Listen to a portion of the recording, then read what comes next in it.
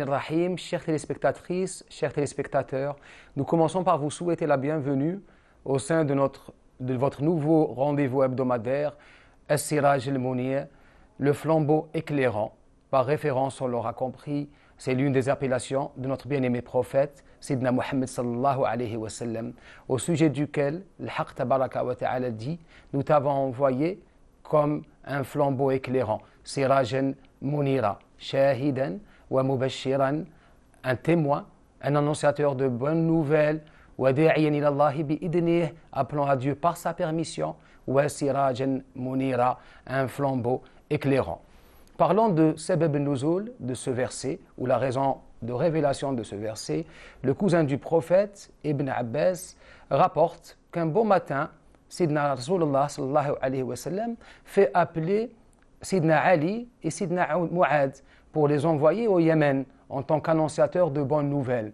En les appelant, il leur dit: allez au Yémen, propagez la belle parole, et Bashira wa la tunafira, annoncez la belle nouvelle et ne faites pas peur aux gens.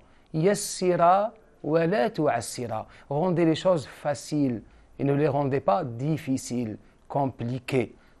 Cette nuit, un verset m'a été révélé et justement, il le récita, le verset qu'on vient de rapporter, qu'on t'a envoyé comme un siraj al-munira, comme un astre, comme un flambeau, comme un soleil. On peut le traduire de différentes manières, bien que la principale traduction qui a été retenue, c'est celle de flambeau éclairant.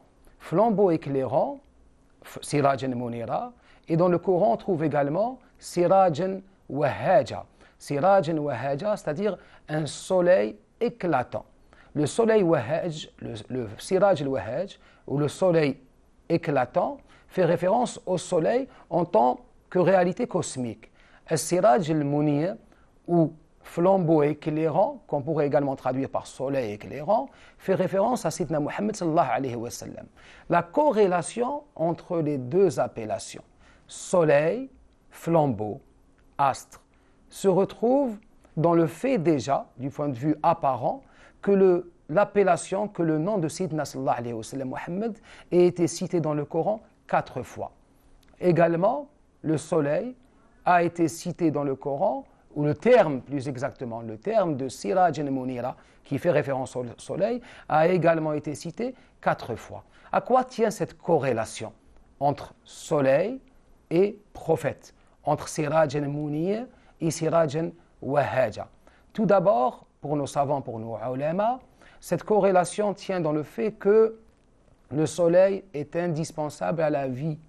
Tout comme on a besoin du soleil, tous les êtres vivants ont besoin du soleil, les âmes ont besoin du prophète sallallahu alayhi wa sallam, de sa lumière, de son message qui est synonyme de vie des âmes.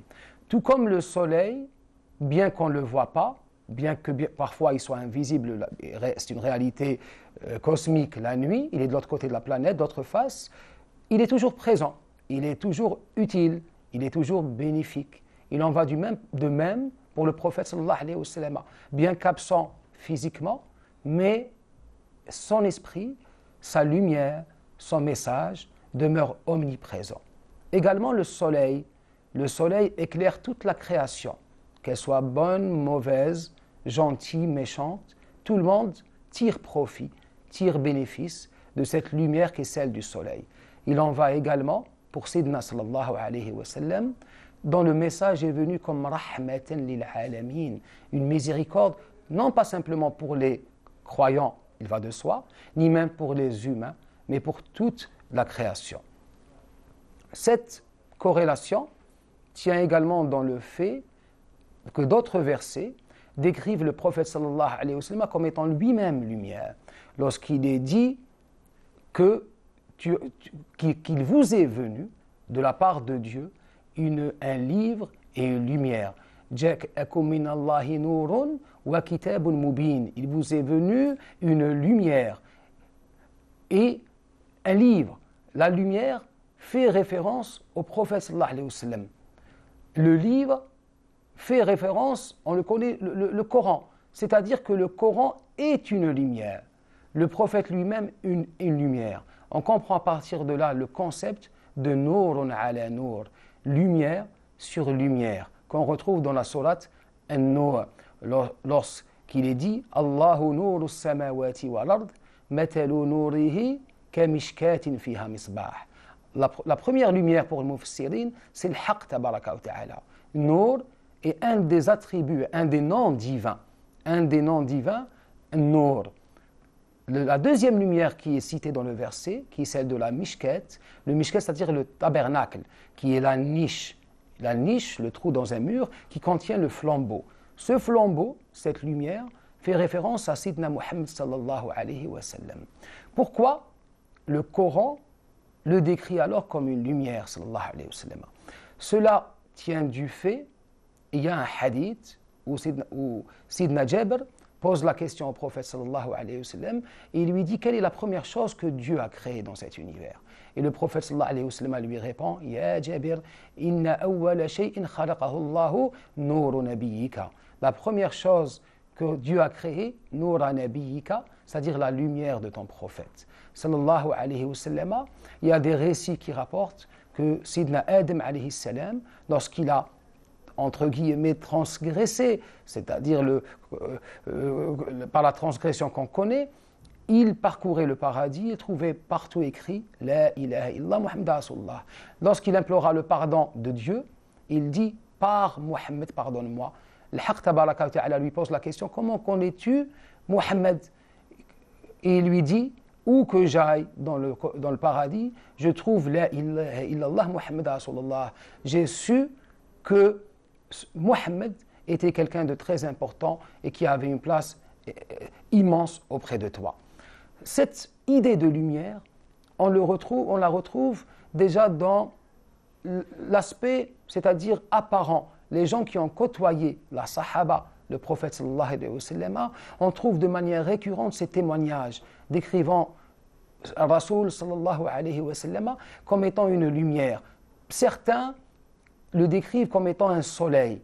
D'autres le décrivent comme étant, comme Sidna Abu Bakr, comme étant la lune. Ma ra'aytu wajhan mithla wajhihi. J'ai jamais vu un visage comme le visage du prophète sallallahu alayhi wa sallam. On dirait pour certains Shams, on dirait que c'était le soleil. Pour d'autres, on dirait que c'était la lune. Tellement il avait cette lumière qu'il dégageait sallallahu alayhi wa sallam. Al-Ghazali, parlant des lumières, nous apprend qu'il existe 4 types de lumières. La première lumière, c'est celle de la vue. La deuxième lumière, c'est celle des cœurs. La troisième, c'est celle de la sagesse. Et la quatrième, c'est celle du prophète sallallahu alayhi wa sallam.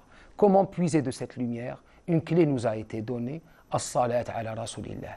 Plus nous adressons de prières, plus nous recevons de cette lumière. Sallu alayhi wa sallimu taslima.